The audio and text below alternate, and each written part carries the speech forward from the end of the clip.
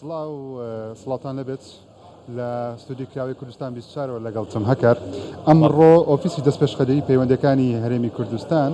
ئیڤنتێکی ڕێخستووە خولێکی ڕاهێنانیان ئەنجامدا بۆ چەند هەزار گەنجێک تاوەکو بەشداری لەم خولە بکەن بە هاوکاری کونسوڵی قەتەر تاوەکو گەنجانە لەم ڕاهێنانە تۆزێ توانای خۆیان بەرز بکەنەوە بتوانن بە ئاسانی هەلیکاریان دەستکەوە. جا من دەمەوێ چاپێکەوتن لەگەڵ بەڕێز فەلا حەسەن بکەم بەرپرسی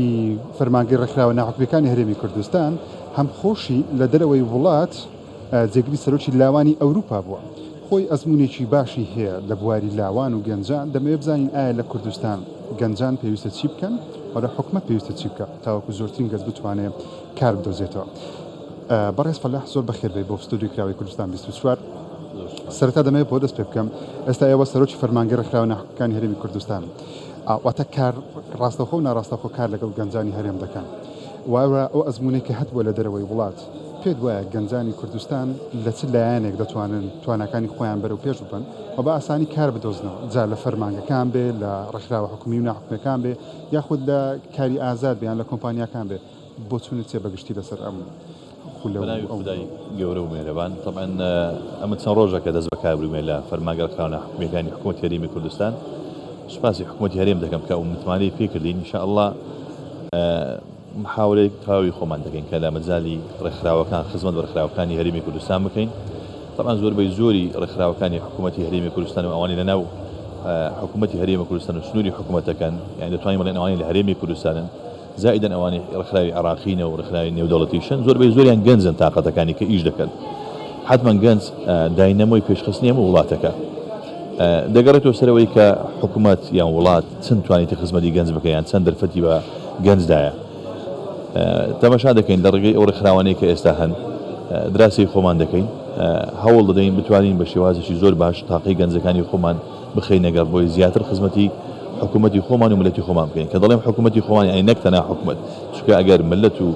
وڵاتمان لە تاقی گەنجەکان پێشکەت ئیتر ئۆتۆماتیکیان هەم حکوومەت پێشکەتیە هەم وڵاتەکەشمان پێشکەتیە. بۆ چونچی لەسەر هەنگاوێکی لەم شێوە خولی ڕاهێنان بکرێتەوە بۆ گەنجان پێت وایە ئەمە سوودێت بە گەنجان دەگەێنێت ئەو جۆرە خولانەکە دەکرێتەوە یاخود پێویستە بە بڕای تۆ جۆرە خولێک بکرێتەوە تاوەکو گەنجان بتوانن توانەکانی خۆیان بەرەو پێش بن تاوەکو هەلیکاریان ئاسانتر دەستکەوێت. طبعا دەستخۆشێکی زۆر بەڕاستی گەرم لەو برادرانە دەکەم هەنگاوێکی زۆر جوانە زۆر زرورە یعنی بەڕاستی ئەوە جێگەی تەقدیرە کە کۆمەڵک گەنج و هەروە حکوومەتی هەرێم دیارە لە ڕێگەی ئەو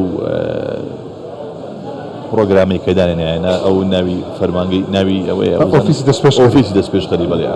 ئۆفیسی دەستپێشخەری تەسەوڕ دەکەم لە بۆ پەیوەندیەکان و عێلاقات بتوانی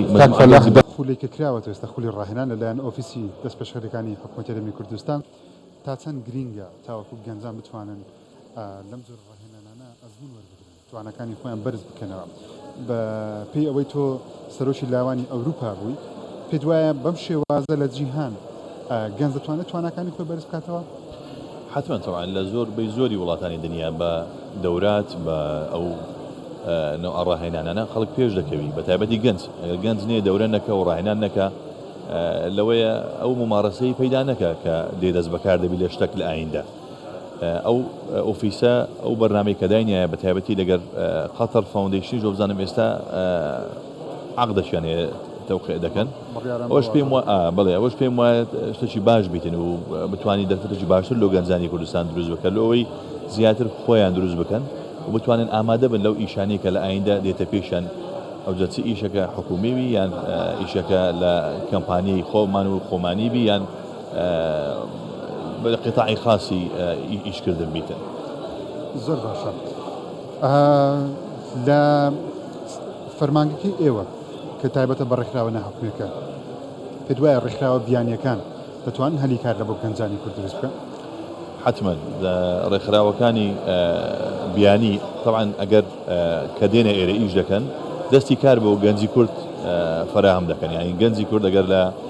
ڕێکخراوەکی بیانی لێرە ئیش بکە پێم وایە لەوانەیە ئەو مەبلەغە پارێکە وەرش دەگری پارێکی باش بیت چونکە منەزەماتی دەولی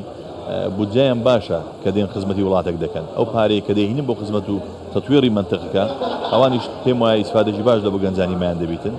ئەمە لە فەرمانگە ڕێکخراوە حکومیەکان کە من بەخۆم ئێستا ئیشارەتم بۆ کرد بەڕاستی هەفتەکە دەست بەکاربووینە بەڵام بەرنامەی ئەومان هەیە پشتیوان بەخوای گەورە هەموو ڕێکخراوەکانی مەدەنی خۆمان لە سنووری حکوومەت هەرێمی کوردستان بە تایبەتی ئەوانەی حتا لە عێراق و ئەوانی دەرەوەی عێراقیش کە دێن خزمەتی هەرێمی کوردستان و وڵاتی مەدەکەن ئاسانکاری زۆر باشیان لۆ دەکەین و بەرنامەی زۆر تۆکمیان لۆدا دەڕێژین وا دەکەین بەڕاستی گەنجی خۆمان لە ڕێگەی ئەو ڕێکخراوانە ئەوانی تموحیانی خزمەت بکەن چونکە ڕێکخراو تەکمیلەی خزمەتکردنی دەوڵەتە بەڕاستی پێم وایە ئەگەر ڕێکخراوەکان دەرفەتیان پێ بدرێ دەتوانن ئەو نەواقسانەی کە لە حکومڕانیان لە خزمەتکردنی هاوڵاتیان هەیە ڕێکخراوەکان پڕی بکەنەوە کە زۆر جار بیستمانە مەسەلە